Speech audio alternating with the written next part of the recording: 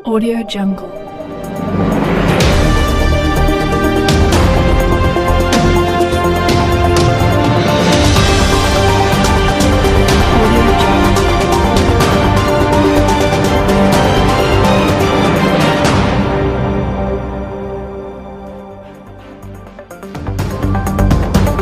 Audio. Bhilai इस्पात मजदूर संघ कार्यकारिणी का चुनाव संपन्न हुआ लेकिन एक पदाधिकारियों आज प्रेस कॉन्फ्रेंस किया।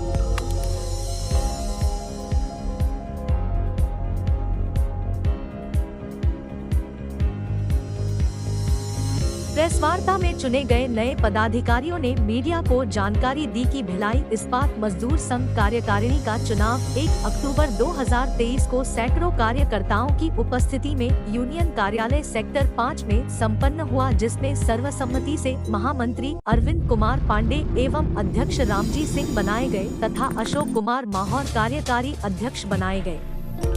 भिलाई इस्पात मजदूर संघ का पिछला कार्यकाल 12 सितंबर 2023 को समाप्त हो चुका था। इसमें रजिस्ट्रार रायपुर के निर्देशानुसार तथा प्रदेश बीएमएस के मार्गदर्शन में नई कार्यकारिणी का चुनाव कराया गया। इसमें स्वतंत्र चुनाव अधिकारी के रूप में आलोक कुमार जैन द्वारा चुनाव संपन्न करवाया गया।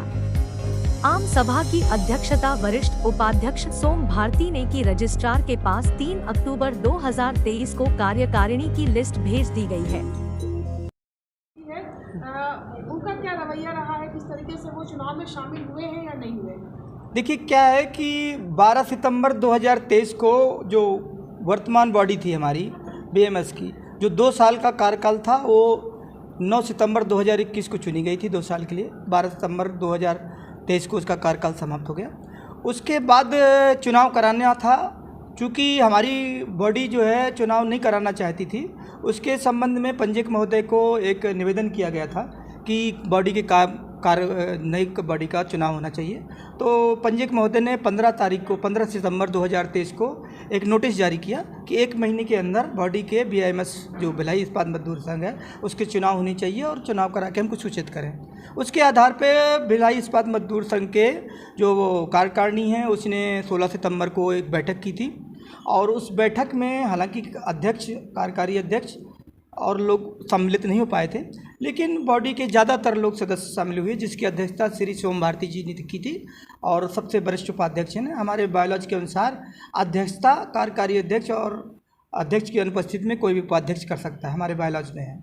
उनने अध्यक्षता की थी। उसमें ये निर्णय लिया गया है कि 1 अक्टूबर 2010 को, चूँकि किसी भी चुनाव के लिए 15 दिन पूर्व सूचना जारी करना अनिवार्य होता है, तो ये तय किया गया कि 1 अक्टूबर 2010 को भिलाई इस्पात मजदूर संघ के इलेक्शन कराए जाएंगे उस बैठक में, और उसकी सूचना भी उसी दिन जारी की गई, जिसकी मतलब जो हमारा सूचना पटल होता है कार्यालय का, उस दिन चस्पा की गई थी सूचना, और सारे लोगों को सूचना उसके माध्यम से पहुंचाई गई थी कि 1 अक्टूबर को जो भी सामान्य सदस्य हैं भिलाई इस्पात में जिनके पास मेंबरशिप है वो उपस्थित हों और नई कार्यकारिणी का चुनाव करें। तो 1 अक्टूबर को लिए एक चुनाव अधिकारी, चूँकि चुनाव के लिए चुनाव अधिकारी भी जरूरी होता है, एक निष्पक्ष और स्वतंत्र व्यक्ति श्री आलोक कुमार जैन जी को निवेदन किया गया था कि वो चुनाव भिलाई इस्पात मजदूर संघ का संपन्न कराएं। उनके लिए आवेदन दिया गया था, उन्होंने उसको स्वीकार किया और 17 तारीख को उन्होंने स्वीकार करके हमको भेज दिया था वो आवेदन। कितने मतदान आपके पक्ष? संस्थाओं के चुनाव में यदि कोई दूसरा प्रस्तावक होता है किसी पद के, तो मतदान की आवश्यकता पड़ती है, लेकिन चूँकि जो प्रस्तावक था, जिनने प्रस्ताव रखा, उस पर सबकी सर्वसम्मति थी, तो वो ध्वनिमत से ही चुनाव संपन्न हुआ।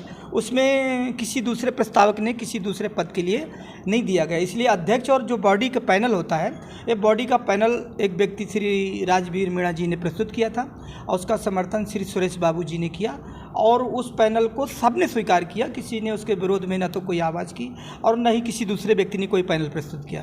तो वो पैनल उस दिन सर्वसम्मति से चुना गया, और वो पैनल जो चुना गया, चूँकि 2 तारीख अक्टूबर को छुट्टी थी, इसलिए 3 अक्टूबर को पंजीयक महोदय के पास वो पैनल, चुना हुआ पैनल की कॉपी दे दी गई है, जिसकी कॉपी हम आप लोगों को उपलब्ध करा देंगे और उसका रिसीप्ट हमारे पास है।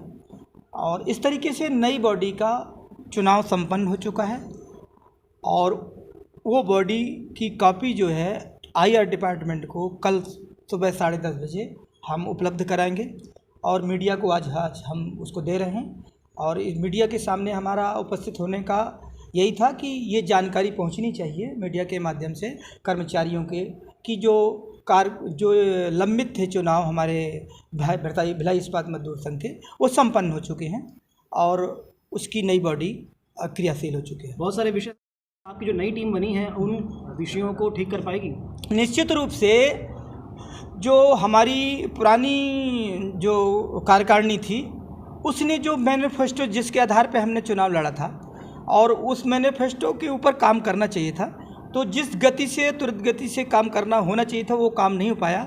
हालांकि कार्यकारिणी के ज़्यादातर सदस्य इस चीज़ में सहमत थे कि हमको मैनिफेस्टो के ऊपर लोगों की समस्याओं को समाधान की ओर आगे बढ़ना चाहिए, लेकिन कुछ लोग जो उच्च पदों पे पदस्थ थे उन लोगों की मंशा उसके अनुरूप नहीं थी और इसलिए इससे हमारी छवि को बहुत क्षति पहुंची।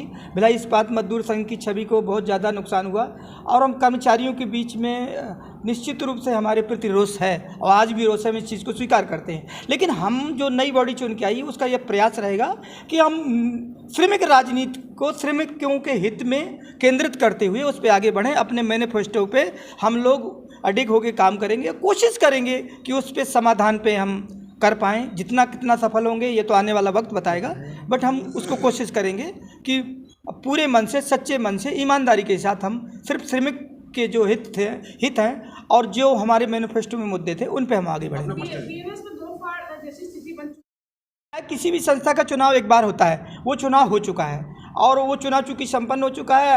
अब कुछ लोग जो है, देखिए किसी भी संस्था में कुछ लोग संतुष्ट होते हैं, कुछ अगर असंतुष्ट लोग कुछ गलत गतिविधियां करते हैं और ऐसा करते हैं तो ये तो पंजीयक महोदय के ऊपर है कि इस चुनाव जो हुआ है उसको वो स्वीकार करते हैं या कि किसी दूसरे बॉडी के चुने जो अलीगल तरीके से चुनी जाएगी अगर उस पर विचार करते हैं तो ये पंजीयक है। तो इसके लिए कानून है और कानून अपने तरीके से काम करेगा। हम तो ये मानते हैं कि जो चूँकि संस्था के चुनाव हो चुके हैं और पंजीयक के पास वो ई फार्म पहुँच चुका है, उसी ई फार्म को मान्यता देंगे जो जैसे आगे भी होता आया है। जो भी चुनाव होते थे उसको ई फार्म को मान्यता देते हैं, तो हम ये मान के चल रहे हैं कि वो देंगे। और अगर नहीं देंगे तो अगर ये डिस्प्यूट आता है तो अगर ऐसा कोई डिस्प्यूट आता है तो उसको कानूनी तौर पे जो लड़ाई होगी लड़ी जाएगी। Audio Jungle.